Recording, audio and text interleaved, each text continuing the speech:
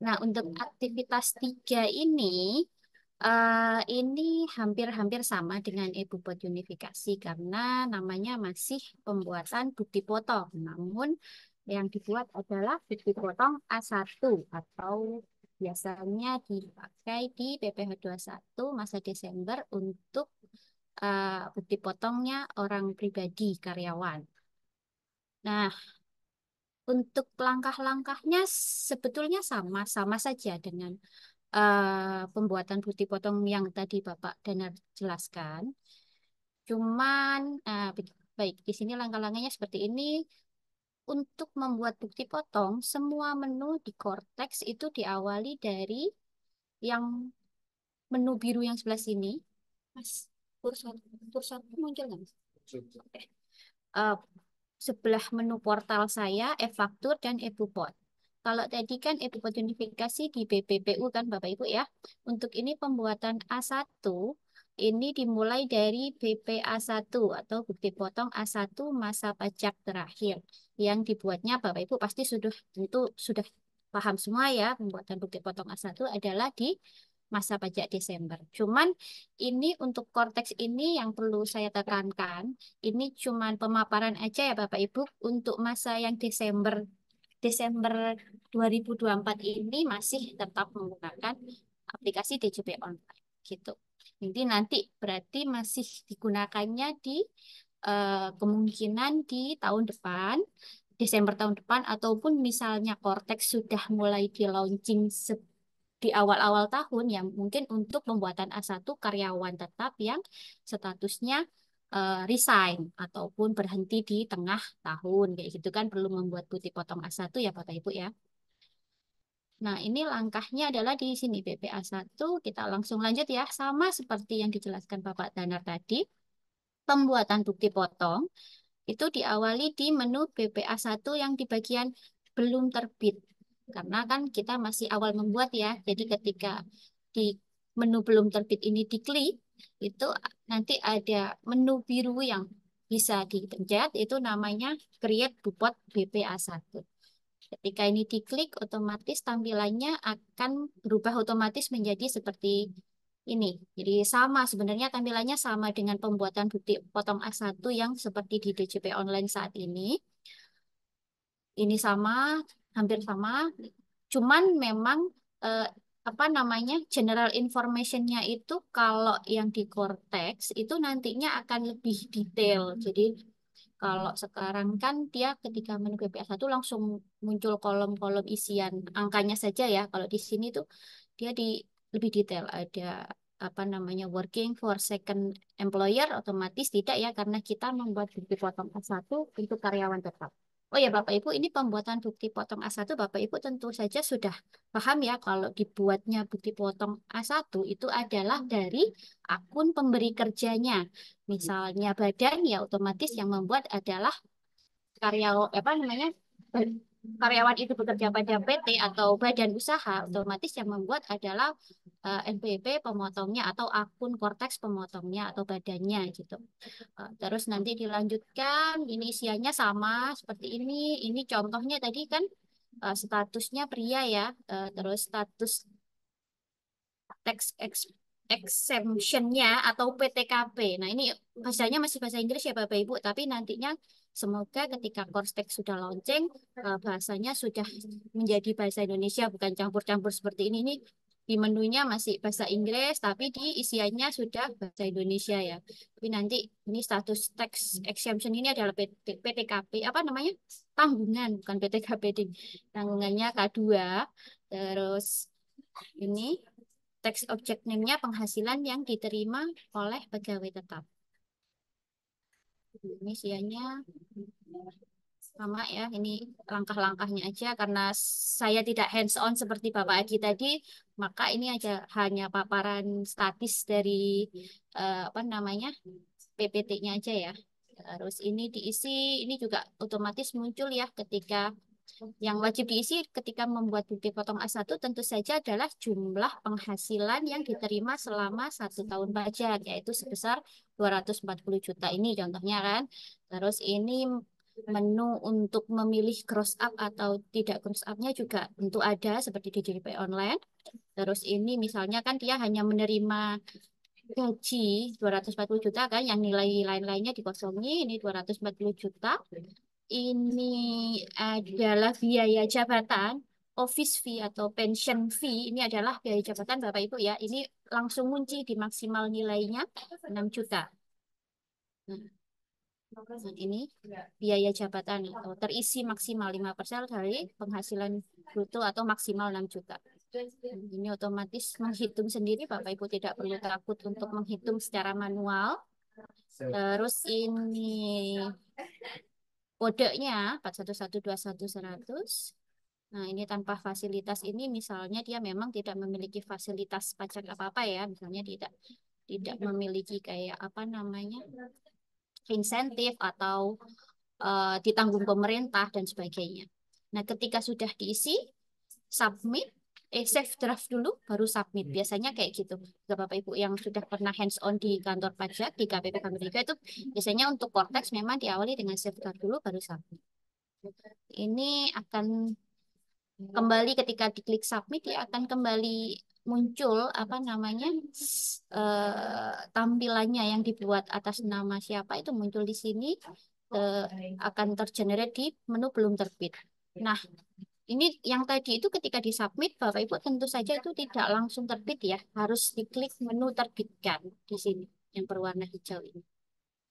Nah, untuk klik menu terbitkan itu ada notifikasi, cukup klik satu kali saja. Karena kemarin ketika kita hands on, ketika diklik berkali-kali itu akan terbit berkali-kali pula. Otomatis efeknya apa? Otomatis efeknya ketika di akun karyawannya nanti akan muncul dua bukti potong A1 gitu, dan menyebabkan kurang bayar. Nah, ini sama aja ya langkahnya, sama seperti pembuatan e-faktur dan e-bupot yang Bapak Adi dan Bapak Dana jelaskan. Setiap langkah apapun di Cortex itu harus diakhiri dengan signing dokumen. Jadi ada jenis penandatangannya, KO, JP, Teken Eja Beruri, ini adalah contoh-contoh penandatangan, penyedia penandatangannya. Jadi tidak mutlak dari DJP saja, atau misalnya Bapak Ibu sekalian sudah punya sertifikasi penyedia penandatangan dari Peruri itu bisa langsung digunakan nantinya di Cortex. Terus ini ketika diterbitkan berhasil, maka otomatis draft A1 yang sudah diterbitkan tadi langsung lari ke telah terbit. Di menu belum terbit ini sudah berpindah secara otomatis ke bagian yang telah diterbitkan. Tidak bisa di-download, ada apa namanya, tombol menu downloadnya yang berwarna hijau. Nah, tampilannya seperti ini. Sama dengan A1 yang sekarang. Hampir sama isinya. Cuman tampilan apa namanya, ininya aja yang beda ya. Tapi menu-menunya sama. Apa namanya, rinciannya sama. Nah, ketika tadi pembuatan A1 dilakukan di akun Cortex pemotongnya atau misalnya badannya, apabila karyawan itu bekerja di badan. Nah, untuk pelaporan SPT tahunannya bagaimana? Otomatis pelaporan SPT tahunannya harus masuk ke NPWP karyawan tersebut. Ini simulasinya soalnya seperti ini Bapak Ibu ya.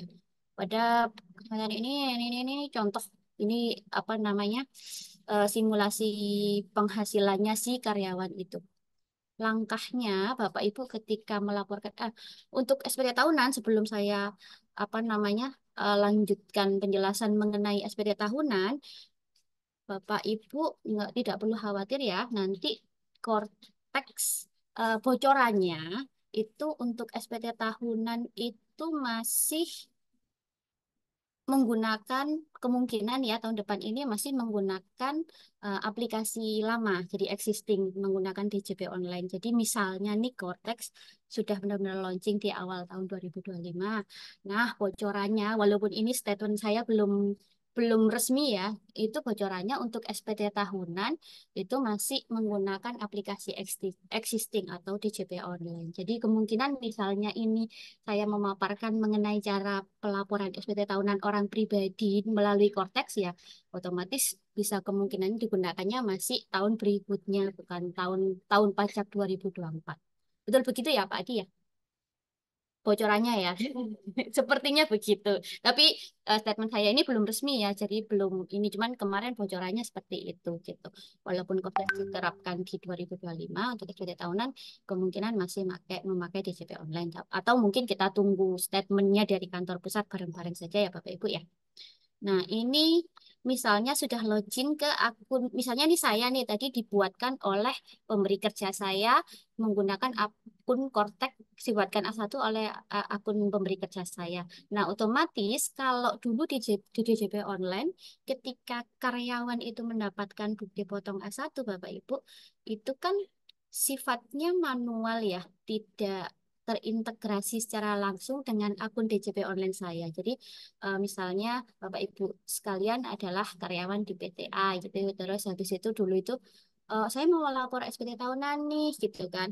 Terus mana A1 saya belum ada, belum dikasih dari admin pajak saya, dari kantor saya. Nah, nantinya ketika di Cortex itu, ketika Bapak Ibu menerima dibuatkan A1 dari akun Cortex kantor itu otomatis langsung terintegrasi ke akun Cortex Bapak Ibu sekalian secara langsung. Makanya tadi Bapak Dana selalu menjelaskan ya, perlakukanlah akun Cortex kita nantinya itu seperti akun media sosial kita. Jadi sering-sering dibuka atau di login gitu nanti dicek di menu lonceng untuk notifikasi dan menu dokumen untuk melihat apakah kita mendapat dokumen. Jadi itu tidak berlaku di akun Cortex PT atau badan yang Bapak Ibu pegang saja. Jadi di menu Cortex Bapak Ibu pribadi juga perlu dicek karena siapa tahu kita mendapatkan dokumen apa STP ataupun A1 misalnya kita hendak resign kayak gitu kan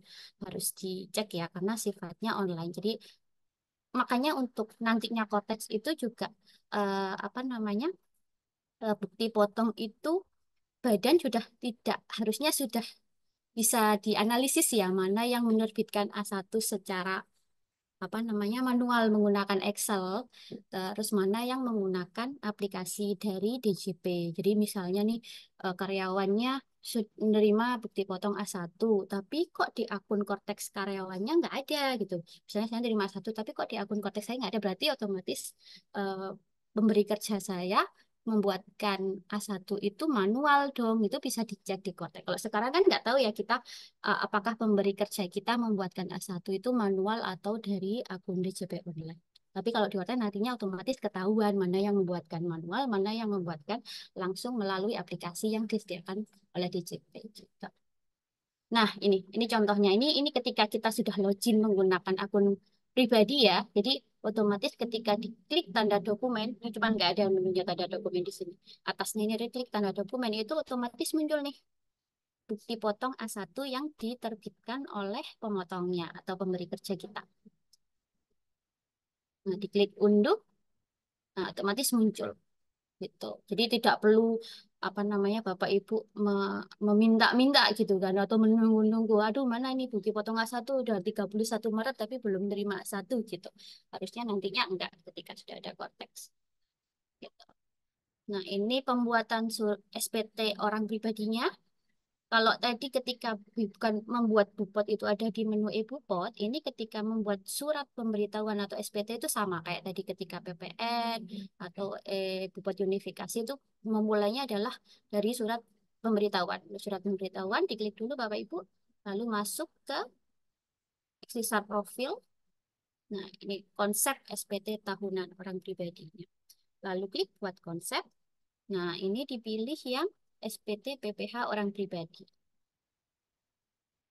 Terus ini SPT tahunan, pilih periode tahun pajaknya Januari sampai dengan Desember 2023 ya. Ini untuk karyawan yang bekerja full dan tidak resign dan pembuatan A1 di akhir tahun pajak di masa Desember.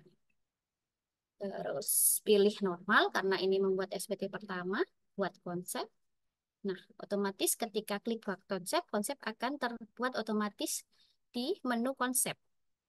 Bapak Ibu untuk membukanya sama aja dengan langkah yang Ibu buat unifikasi, diklik menu pensilnya, otomatis ini akan muncul tampilan seperti ini.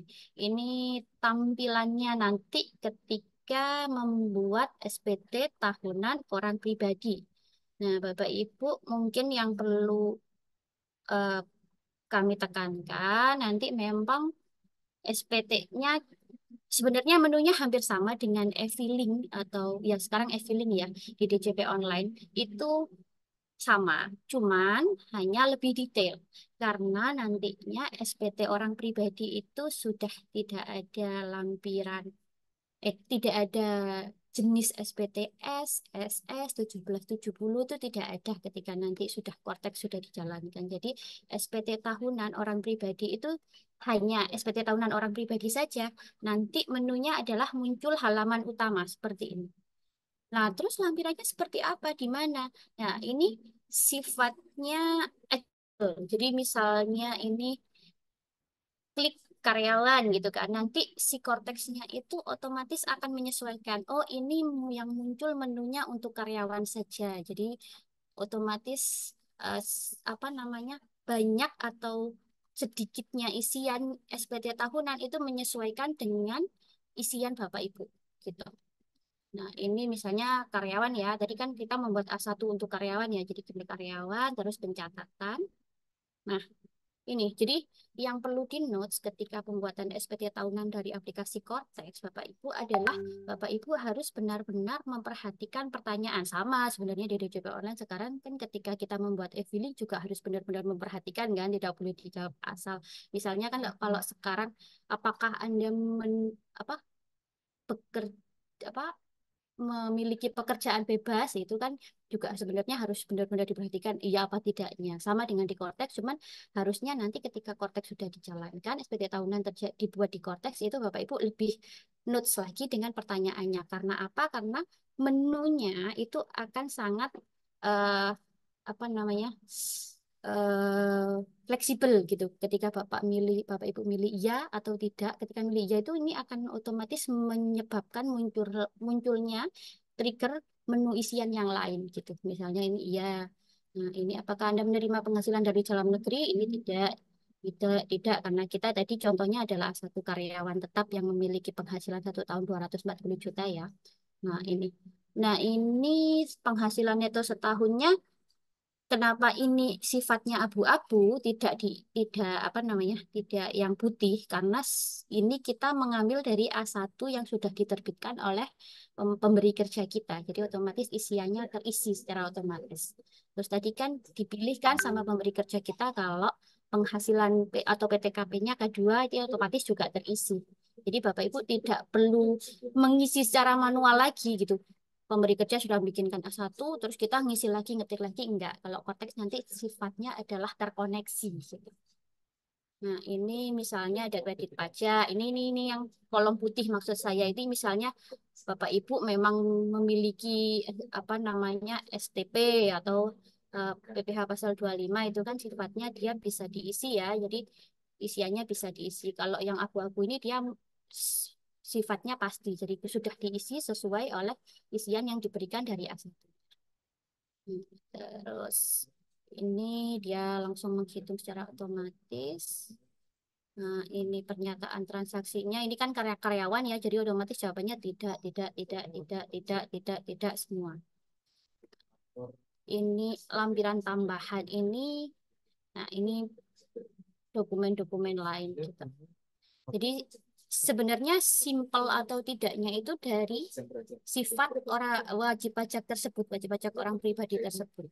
Gitu. Nanti kalau misalnya dia hanya dari penghasilan dari itu, dari A1 saja, otomatis dia simpel sama dengan SPTS pada saat ini. Walaupun namanya sudah nggak SSS atau 1770 polos lagi.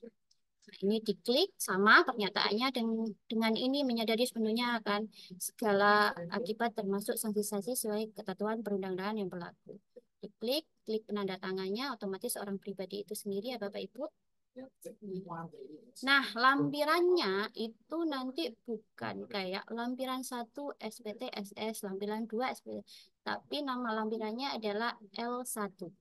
Jadi di L1 ini Bapak Ibu adalah sama dengan DJP online saat ini adalah pengisian aset dan hutang. Jadi harta dan hutangnya itu di L1 namanya. Ini tampilannya seperti ini. Hampir-hampir sama dengan DJP online, tambah menu hartanya, kodenya. Juga ini disediakan file ekspor SML-nya apabila hartanya ada banyak dan mau diimpor saja. Gitu. Ini juga isiannya sama ya, hartanya berapa. Dia lebih rigid sih memang, uang tunai, kode akun, terus lokasi hartanya, saldonya, simpan gitu sama rigid. Untuk utang sama sama dengan harta, cara menunya juga, cara pengisiannya juga klik tambah dulu, baru nanti akan muncul pop-up kolomnya untuk mengisi detail harta atau utangnya. Ini utangnya misalnya ada simpan. Otomatis ketika simpan akan langsung masuk tergenerate di daftar utang. Ini penghasilan neto dari pekerjaan. Ini otomatis ya, gitu. Dari isian pertama, terus ini slip yang dipotong nih dari A1 yang telah dibuatkan. Nah, ketika diisi, dia kembali dari L1 tadi kembali ke induknya, terus diklik, simpan, pay and submit atau bayar dan lapor. Jadi kalau dulu kan lapor ya. Kalau nantinya di sini bayar dan lapor. Walaupun SPT-nya nihil, ketika tidak ada apa namanya kurang bayarnya, otomatis ketika diklik bayar dan lapor, otomatis tersubmit. Nah, ini sama dengan SPT-SPT yang lain. Ini tipikalnya Cortex banget nih istilahnya. Jadi ketika disubmit tidak langsung tersubmit, otomatis ada menu signer atau penandatanganan ya. Sama dengan yang e-book atau BPN yang lainnya. Klik. Nah, otomatis sudah terlapor SPT tahunan orang pribadi tahun pajak 2023 contohnya itu. Tapi nantinya di tahun 2023 semoga masih pakai yang lama ya Bapak Ibu biar nggak pusing katanya gitu. Nah, ini bentuk SPT-nya ketika di-download tampilannya seperti ini. Nah, nah, pertanyaannya tadi ketika ngisi SPT tahunan orang pribadi kok kita nggak ngisi cuma ngisi harta dan utang saja ya di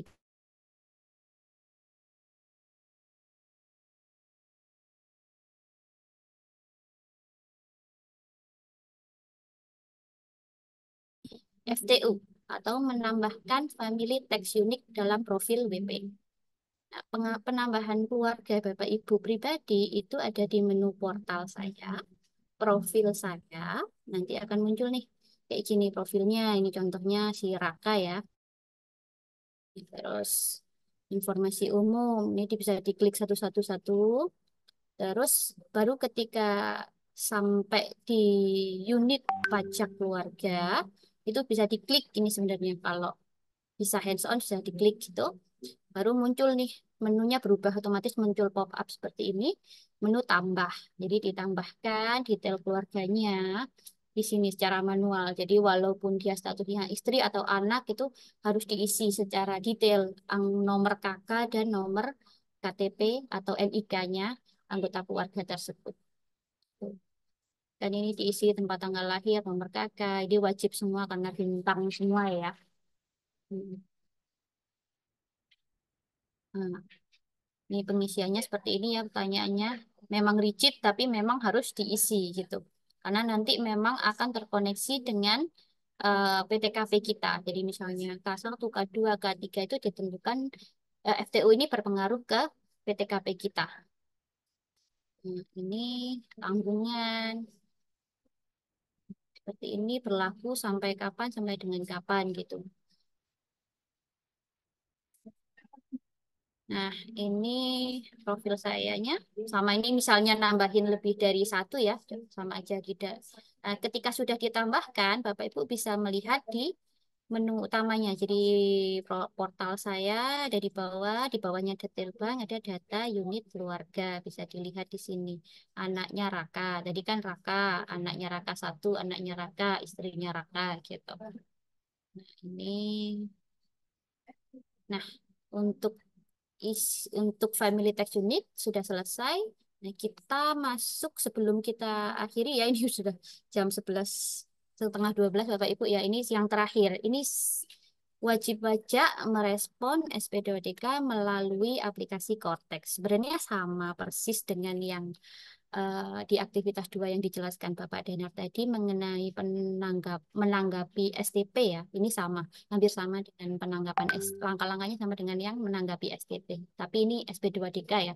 Jadi kalau sekarang SP2DK yang Bapak Ibu terima itu sifatnya manual atau bahkan hanya di WA, soft filenya dari AR, nantinya SP2DK itu Bapak Ibu juga otomatis akan menerima dari aplikasi Cortex. Itulah mengapa Bapak Ibu ketika itu wajib pajak badan atau pribadi itu sering-sering ngecekin ini. Walaupun pribadi misalnya, wah saya nggak pernah ini. Siapa tahu ketika buka iseng-iseng, ternyata dapat SP2DK gitu. Ada apa itu kan langsung muncul di sini. Karena ketika eh, nantinya Cortex itu ketika AR menerbitkan SP2DK dari akun Cortex kita sebagai AR, misalnya saya AR gitu kan nerbitin, itu otomatis tergenerate dan otomatis langsung masuk di akun Cortexnya wajib pajaknya gitu. Tapi tetap Bapak Ibu bisa kok misalnya mengkonfirmasi ke AR, menghubungi AR-nya. Ini benar ya, ini misalnya di Cortex dapat SP2DK nih Bapak Ibu gitu.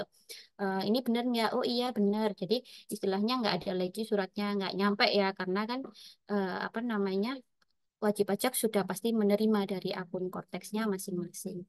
Ini dicek di sini, terus di view sama langkahnya dengan STP tadi, di view dulu, terus diklik notifikasi of clarification letter atau SP2DK namanya ya. Terus ini masuk ke sini, manajemen akses, klik pada bagian notifikasi logo dokumen. Nah, ketika diklik di notifikasi logo dokumen tadi, Bapak Ibu akan masuk otomatis ke menu taxpayer dokumen. Mengenerate dokumennya, diklik, diklik suratnya, nomor case-nya, ini nomor SP22 case-nya, di-download dahulu, lalu bisa tampilannya sama ya, SP22-nya dengan yang sekarang nih formatnya seperti ini sama. Otomatis ketika menanggapi bagaimana nih? Nah, ini di menu portal saya, kasus saya, select, nah di select, terus di routing, routing, terus otomatis ketika klik routing, otomatis muncul menu general information ini. Nah ini, terus tanggapan atas SP2DK, terus bisa diklik tanggal dokumen yang ditanggapi itu kapan, menanggapinya kapan. Ini diklik next, case detail, otomatis selesai. Jadi nanti ada ini sih, ada menu uploadnya harusnya. Misalnya Bapak Ibu mau menambahkan dokumen pendukung yang dapat dilampirkan, itu di sini. Di bawahnya ini harusnya ini ketutupan ini. Klik nanti bisa diupload di situ misalnya Bapak Ibu. Oh, tanggapannya banyak gitu kan. Terus itu bisa diupload di situ, ditambahkan. Nanti AR bisa langsung menerima tanggapan dari Bapak Ibu, SPD dari Bapak Ibu gitu. Nah, ini terakhir ya Bapak Ibu, udah hampir jam 12, belum sesi tanya jawab, tapi nggak apa-apa. Ini cepat ini. Nanti eh, Cortex itu juga akan menerima, bisa digunakan untuk layanan wajib pajak gitu. Menunya ada di sini Bapak Ibu. Ini impersonating. Menunya ada di layanan wajib pajak. Ketika kita login layanan wajib pajak, jadi permohonan layanan administrasi ini misalnya sama kayak DJP online ketika membuat eh, KSWP, mau membuat janji temu, atau mau membuat permintaan edukasi, itu juga bisa di layanan wajib pajak ini. Jadi ada macam-macam layanan yang disediakan secara langsung melalui aplikasi Cortex-nya. Ini alur kasusnya tinggal nanti ketika diklik layanan ini Bapak Ibu tinggal mengikuti alurnya saja, alur kasusnya apa, terus dilanjutkan misalnya layanan tadi janji temu ya, alur kasusnya diisi detail, terus isi dengan lengkap sesuai dengan tujuan pembuatan surat. Ini perihalnya apa, dilanjut, tambahkan data pendukungnya, Bapak Ibu yang untuk memperoleh layanan tersebut. Kemudian pilih file, misalnya ada dokumen lain yang hendak Bapak Ibu tambahkan, simpan, dan disubmit. Gitu, permintaan layanan administrasinya otomatis tersubmit. Nah, demikian dari paparan pengenalan korteks pada sesi kali ini. Tadi sudah panjang banget ya dari mulai Pak Yuswadi, Pak Adi menjelaskan tentang PPN dan Pak Danar menjelaskan tentang PP Bupot Unifikasi dan yang terakhir ini. Nah, Bapak Ibu mungkin masih ada sisa waktu kurang lebih 15 sampai 20 menitan kita bisa sesi tanya jawab ya Pak Adi ya? Boleh membuka sesi tanya jawab. Oke, Bapak Ibu, tadi kan sudah sebenarnya Bapak Ibu sudah bertanya di kolom chat dan kita sudah apa namanya menanggapi ya. Ada Pak Adi menanggapi, Pak Iswadi menanggapi, semua menanggapi. Tapi kami memberikan Bapak Ibu kesempatan untuk jika ada yang hendak bertanya secara langsung, boleh membuka kamera dan open mic dan klik apa raise hand untuk bertanya secara langsung kami perkenankan. Adakah Bapak Ibu yang hendak bertanya secara langsung?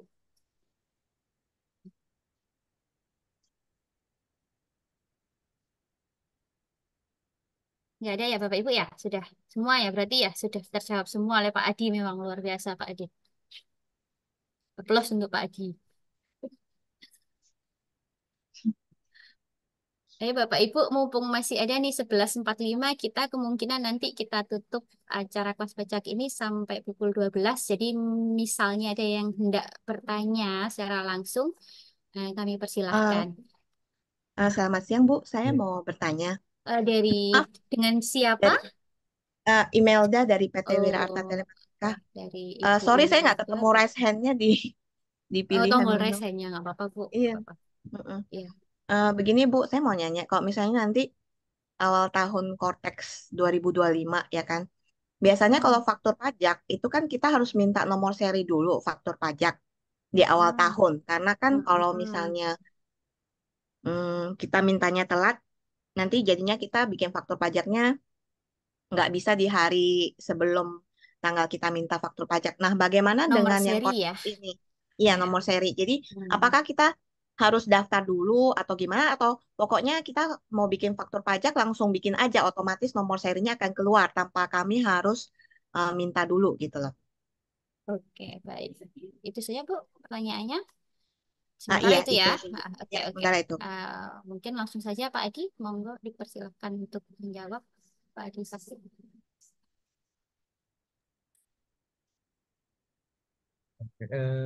Ini tadi tentang permintaan nomor seri faktur pajaknya ya, Mbak ya. Iya, untuk yang pertama kali di awal tahun. Karena kan kami kan takut misalnya telat minta atau apa kalau misalnya perlu satu step lagi di Cortex atau nggak usah yang penting kita tinggal buat aja di Cortex karena dia otomatis keluar atau gimana gitu loh supaya kami nggak ketinggalan buat buat faktur pajak gitu. Hmm. Eh, Untuk permintaan nomor seri faktur pajak di Cortex nanti sudah tidak perlu dilakukan. Mungkin nanti yang perlu di eh, apa ya sebagai catatan penting yang memang seharusnya dilakukan adalah ini pemrosesan untuk akses PIC dan juga pihak-pihak yang terkait. Satu lagi, ketika PIC dan pihak yang terkait itu sudah bisa akses Cortex, tolong segera untuk mendaftar sertifikat digital.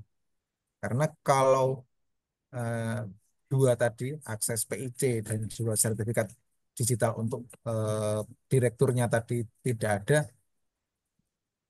eh, faktur pajaknya bisa dibuat tapi tidak bisa ditandatangani. Kayak gitu. Takutnya seperti itu. Jadi malah untuk nomor faktur pajaknya tidak perlu khawatir, langsung bisa tergenerate oleh sistem. Tetapi untuk menandatanganinya, nah itu yang perlu step tambahan itu sih. Mungkin ini yang semuanya ya ini yang perlu diperhatikan.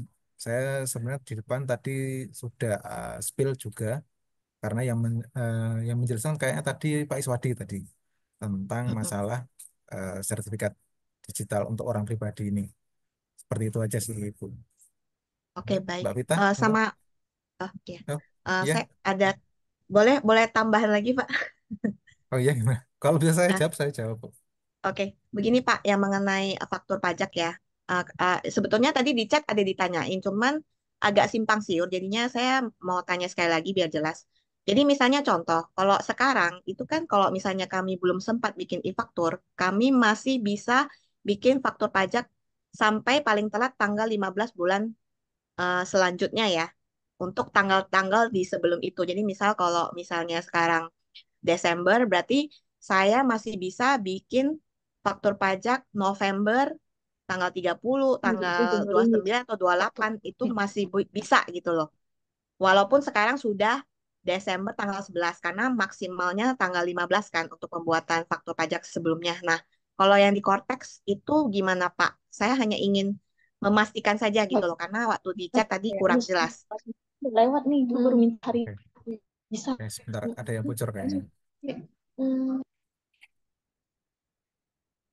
Oke. Gini, jadi mungkin agak simpang siurnya karena takutnya ini jadi ini ya takut ada kesalahan aja. Jadi gini, misalnya untuk saat ini untuk Cortex nanti, misalnya tanggal 12 ini ya, mau bikin faktur pajak ke belakang untuk di masa pajak November seperti saya tadi ya. Saya tadi kan nyobanya untuk tanggal kalau nggak salah tanggal 20 atau tanggal 18 November. Itu masih bisa. Iya, di Cortex pun nantinya juga masih bisa bikin seperti itu. Cuma mohon diperhatikan, ini misalnya Bapak Ibu bikin kwitansinya itu memang tanggal 20 November misalnya. 20 November. Kami sebagai penyuluh sih cuma bisa bilang, tolong perhatikan sebenarnya PPN-nya itu terutangnya kapan. Kayak gitu aja sih. PPN-nya terutangnya kapan, dan kalau bisa kan faktur pajak ya dibuat saat PPN itu terutang. Kayak gitu. Jadi mohon perhatikan itu dulu. Kalau di sistemnya sih bisa ya. Di kami di penyuluh cuma tolong perhatikan kapan PPN itu terutang seperti itu. Karena ketika PPN sudah terutang harusnya kan sudah dibuat faktur pajak seperti itu ya. Oke. Oh iya, Ibu iya benar. Jenny, hah? Oh iya, oke. Ibu Imelda, apakah ada lagi? Ini kayaknya Eh, dari Ibu Jenny sudah ada. sudah Pak, terima kasih banyak Oh, udah atas ya. Ibu informasinya. Jenny udah. Oke, oke, oke. Terima kasih. Mbak Vita, gimana? Oke, makasih Bu Imelda. Jadi intinya tadi mengenai permintaan nomor seri faktur pajak itu Ingin. sudah tidak ada lagi ketika nanti konteks diberlakukan. Jadi faktur pajak dibuat otomatis terkreat otomatis nomor serinya. Jadi tidak ada permintaan nomor seri faktur pajak di awal tahun lagi. Gitu. Itu Mas. Baik, untuk selanjutnya ada pertanyaan lagi Bapak Ibu Chat. bisa raise hand atau open mic untuk Ya, menyapa terlebih dahulu identitasnya. selamat siang Bapak Ibu. Boleh dari Pak Desta ya Pak ya. Ya, saya Ya, dari PT Indopro Pertama, Bu. oke. Mau Mau nanya boleh. ini, apa ekspor faktur pajak keluaran di Cortex itu nanti ada nggak ya? Karena kan kami butuh itu buat masukin ke program kami nih untuk menempelan invoice yang terbentuk faktur pajaknya gitu. Jadi saya tempelin buat rekonsiliasi juga sih. Nah, itu apakah nanti di Cortex itu ada, Ibu? Oke. Baik, mungkin Pak Adi menjawab. Tadi sudah tanya sih di chat ya. Harusnya ekspor. Sistemnya Bapak ini pakai apa ya misalnya ya? Ada program tertentu berarti? Iya, kita di program kita pakai Oracle. Jadi saat ini kan memang yang existing itu nomor seri faktur pajak itu kan kita minta ya Pak ya. Tapi kan nanti mekanismenya dengan Cortex ini berubah nih. Udah nggak minta lagi, tapi faktur pajak itu nanti terbitnya pada saat upload. Nah, kita butuh ekspor faktur pajak keluaran itu untuk dasar. kita itu Pak. Oracle Karena berarti kalau butuhnya kayak CSV itu ya Pak ya? betul Pak, kalau Hmm, yang ISPT ini kan kita bisa keluarin juga tuh Pak. Oh, kalau yang Sama ini apa VPN, namanya? faktur desktop bisa ekspor jadi itu ya, jadi CSV ya soalnya ya. Betul. Karena ini kan Hmm. sistem yang berbeda dan ini ada perubahan nih ternyata nih, gitu. Soalnya kalau Hmm. kita masukin satu-satu nomor gitu kan lumayan makan waktu juga Pak. Kalau di program kami Pak. Buat Oke, oke. dasar rekonsiliasi otomatis by program sih Pak. Kalau untuk saat ini sementara memang tidak ada informasi bisa ekspor jadi CSV kayak gitu sih Pak. Paling nanti coba saya lihat kalau di induknya seperti yang dilaporkan. Di filter nggak bisa ya Mas ya? Oh ya, di filter pun nggak bisa, ini harus buka satu-satu ini Pak. Itu kan bentuknya berarti PDF ya Pak keluarnya ya Pak. Sebentar, sebentar. Bentuknya PDF, ini bisa dicentang nggak ini? Ada menu ekspor ke CSV, cuma sebentar saya buka, saya coba buka ya. Jadinya kayak apa ini? Menu ekspor ke CSV-nya bisa, tapi tidak ketarik data nomor fakturnya, Pak, ternyata ini. Jadi cuma sekedar data SPT masa PPN yang sudah dilaporkan gitu, SPT apa? SPT masa masa pajak apa saja, statusnya normal atau pembetulan kayak gitu. Untuk nomor fakturnya, mohon maaf nih tidak ketarik sepertinya. Nah itu Pak, karena sebenarnya kami butuh gitu Pak. Dibandingin kita nginput manual takutnya ada kesalahan input namanya manusia ya Pak. Keserimpet tangan gitu. Ya, oke, oke. Kalau misalnya ada eksporan kan mungkin revisi di program kami kan sedikit tuh Pak. Tinggal kita masukin semua tuh yang dari ekspor program Cortex gitu Pak. Mungkin sama ini ya Pak. Format CSV impor retur keluaran itu juga belum ada ya Pak ya. Belum ada. Jadi untuk sampai saat ini memang untuk istilahnya sepertinya pengembangnya itu membuat Cortex ini biar clean, ya udah ini di Cortex aja, berhenti di Cortex aja kayak gitu. Jadi tidak tidak untuk disambung-sambungkan ke aplikasi lain. Jadi kalau mau bikin yang seperti kemarin ada ekspor CSV-nya kayak gitu, sepertinya harus dibuat manual sih Pak. Sementara ini ya, kalau memang misalnya ada usulan, ada istilahnya, oh ini eh, kami butuhnya seperti ini, nanti bisa disampaikan ke 1.500 ya Mbak ya? Bisa ke 1.500 sih, 1.500 200 ke klik nanti. Soalnya kalau buat manual kan lumayan ya Pak. Iya, Banyak Pak. karena harus Satu. harus buka satu-satu PDF-nya itu kan Pak. Betul Pak. Saya tadi juga nyoba, ada memang menu ekspor to CSV ada tadi Pak. Saya coba nyobain, tapi ternyata hasil yang diekspornya sepertinya belum bisa dipergunakan untuk ditempelin ke Oracle-nya Bapak tadi sepertinya. Iya Ini sama harus pajak ke masukan pengembang. juga. Iya sama pajak Pajak masukan masukan juga sama, nggak ada ya. nggak Karena ada. kan belum tentu supplier itu Pak tukar fakturnya tepat waktu Pak. Di bulan yang sama Pak. Belum tentu. Iya dia menyerahkan dokumennya Pak. Menyerahkan dokumennya itu belum tentu kan tepat waktu bulan yang sama Pak. Oh, Atau dia untuk faktur, untuk telat faktur nagih pajak lah. masukannya gitu ya. Betul. Oh, kalau Sedangkan untuk faktur pajak di, masukan, bentar, saya nggak tahu di lapangan seperti apa ya, Pak. Tapi kan di teorinya, lapornya kan ah, di lapornya itu teorinya, kalau nggak salah Kortek itu bulan yang sama ya Pak. Kalau untuk iya bulan di yang bulan yang sama. udah lewat itu berarti pembetulan bulan sebelumnya. Iya, Jadi nggak bisa betul. dilaporkan kan Pak. Nah kita mau milih itu Pak. Kan sistemnya katanya infonya sama seperti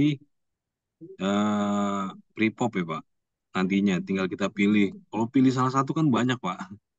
Apakah nggak Iya. bisa disediakan itu Pak? template, Pak.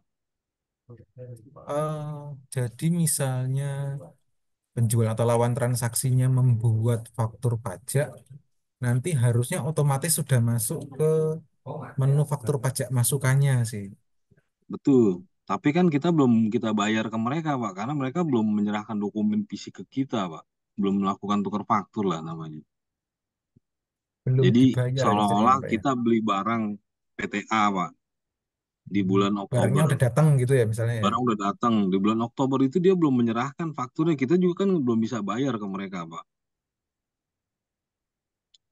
Oh, belum Tapi di ada bulan tagihannya November atau gitu ya. Desember mereka baru nih menyerahkan dokumen buat tukar faktur kita, baru kita proses pembayaran ke mereka. Berarti kan udah lewat tuh, Pak. Nah, sedangkan di Kortek ini udah muncul kan, Pak. Jadi kalau milih salah satu itu kalau menurut saya, Pak, makan waktu, Pak. Kita ngeliatin satu-satu dengan supplier banyak begitu, Pak, gitu, Pak. Oh, Kalau itu kita, diklaim dulu. Berarti harus diklaim dulu sih Pak faktur pajak masukannya itu. nah itu Dikreditkan kalau dulu aja itu paling. kalau kreditin dulu kan belum tentu mereka nagih, Pak. Sekarang kalau ternyata ada kesalahan faktur, Pak, berarti kan saya revisi Iya, SPT nanti juga, apa Pak. pembetulan. Iya, ujung-ujungnya Nah, itu dia pembetulan juga maksud itu saya, Pak. Pak. Menghindari pembetulan ini gimana caranya, Pak, gitu. Kan berarti faktur yang sudah benar nih, Pak, harusnya, Pak. Yang sudah diserahkan ke kita, yang nggak dibatalin gitu. Takutnya dia buat, ternyata kita udah kreditkan, salah nih nilainya, direvisi sama dia. Minta ke kita untuk dihapus dulu kan, ibaratnya. Di kita yang udah kita laporin kan. Jadinya ya pembetulan terus gitu, Pak. Oh, biasanya karena ada retur atau ada ini ya. Betul. Nah, itu mungkin bisa diinfokan juga, Pak, ke tim IT DJP-nya, Pak, untuk mengatasi hal-hal seperti itu gimana gitu. Minimal yang 3 masa pajak itu dibuka lagi gitu ya Pak ya. Betul, Pak. Kalau itu aman, Pak. Kalau kayak gitu kita pasti WP pembetulan terus tiap bulan, Pak. Jadinya, Pak, nambah kerjaan lagi, Pak.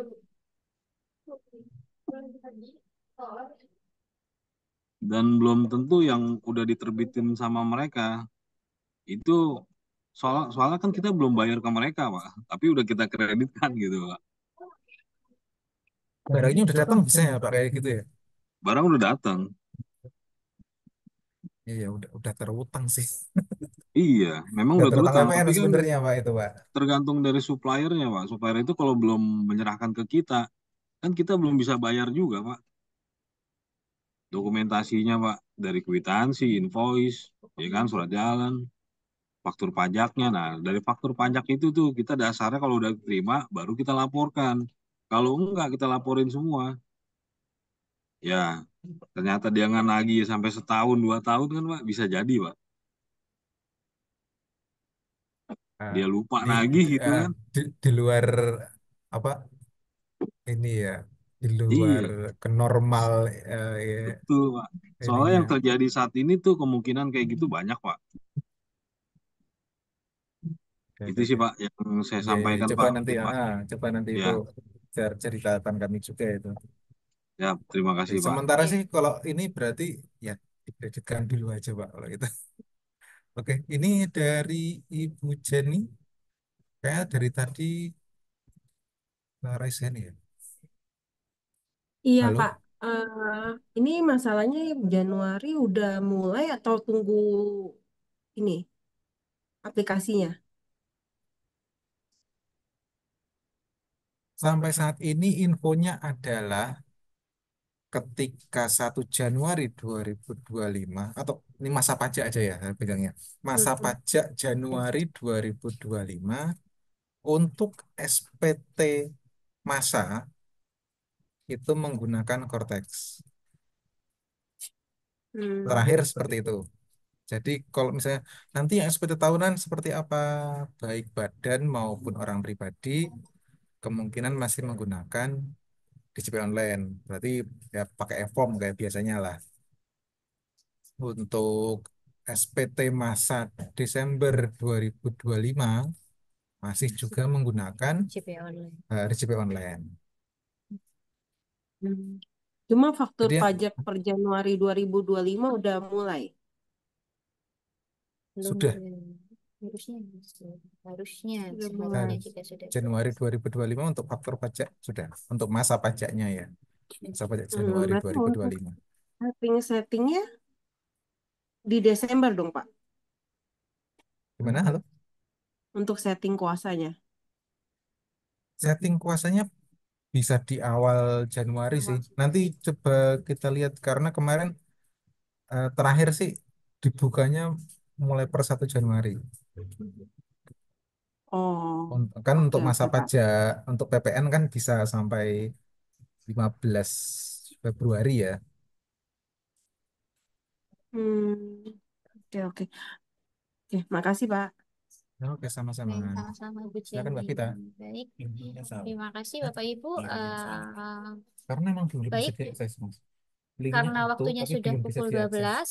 12, Bapak Ibu sekalian juga sepertinya juga Mic-nya udah mati. sudah tidak ada yang raise hand lagi ya. Eh, Baik, terakhir ada lagi mungkin terakhir saja untuk satu kali lagi. Tapi jika memang tidak ada, maka eh, kelas pajak hari ini akan kami tutup. Sudah tidak ada ya? Maaf Bu, itu apa Hah? materinya itu tadi yang di link di Oh iya, chat itu PDF-nya. izin. Oh iya, itu nanti di-share sama Pak Adi. Jadi Bapak Ibu pastikan lagi yang sudah mengikuti kelas pajak ini dari awal sampai dengan akhir ini untuk mengisi apa link registrasi karena nanti kemungkinan nanti untuk materi akan blast di WA blast oleh Pak Adi kepada wajib pajak yang telah mengisi registrasi pada link tersebut. Nah, itu sudah di-share sama Pak Adi. Nah, kesimpulannya untuk kelas pajak hari ini adalah tadi pertanyaannya sama Bapak Ibu semuanya kapan sih ini akan di launching? Nah, kemungkinan arahan dari kantor pusat adalah awal Januari 2025. Nah, untuk pertanyaan apakah nanti SPT sudah sebenarnya itu kita tunggu bareng-bareng ya Bapak Ibu. Yang jelas Bapak Ibu yang kami harapkan adalah mempersiapkan dengan baik mengenai apa namanya validasi data pribadi atau badannya karena nanti kan semua Cortex itu kan berjalan impersonating ya. Jadi orang pribadi yang menjadi wakil wajib pajak atau admin pajaknya itu jangan lupa segera untuk diupdate karena nanti semua orang pribadi kan wajib memiliki signing apa namanya verifikasi sendiri-sendiri ya. Jadi ini yang tadi kan ketika kita praktek kita lihat ininya semuanya kan signernya pakai orang pribadinya. Jadi yang paling diutamakan itu adalah Bapak Ibu segera update data pribadi masing-masing dan badannya. Jadi email, nomor HP, nama NIK itu pastikan sudah valid gitu Bapak Ibu. Kita tunggu bareng-bareng launchingnya dan eh, apa namanya, Bapak Ibu tidak perlu khawatir, kami di sini akan menemani Bapak Ibu. Misalnya Bapak Ibu yang sudah punya WA kami, nomor kami bisa konsultasi melalui WA kami dan misalnya mau menanyakan update-annya seperti apa, jika dipersilahkan dan kami misalnya ada informasi updatean dari kantor pusat, dari tim IT Cortex atau sebagainya, nanti juga akan kami sampaikan. Jadi juga permintaan Bapak Ibu mengenai adakah kelas pajak tatap muka lagi yang bisa hand on, bisa mencoba aplikasi. Nanti kita tunggu ya Bapak Ibu, semoga kita bisa melaksanakannya lagi seperti yang tahap 1 kemarin kita undang apa namanya beberapa wajib pajak kita apa namanya kita arahkan untuk hand on, tapi kita tunggu saja. Tapi yang jelas sampai dengan Desember ini kami belum bisa, mohon maaf sekali belum bisa mengadakan kelas pajak secara luring atau tatap muka.